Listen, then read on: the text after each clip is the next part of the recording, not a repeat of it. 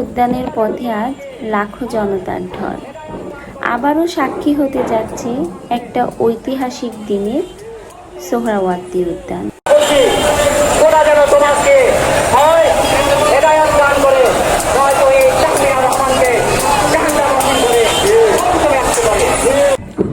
March for Gaza.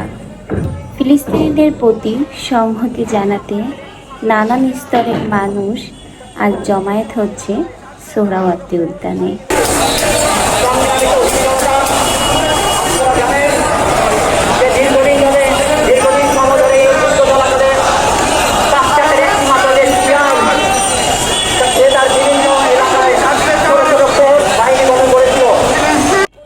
ফিলিস্তিনের গাজায় ইসরায়েলিদের এই গণহত্যা আসলে আর মেনে নেওয়ার মতো নয়, যার প্রতিবাদে আয়োজিত হয়েছে মার্চ ফর গাজা।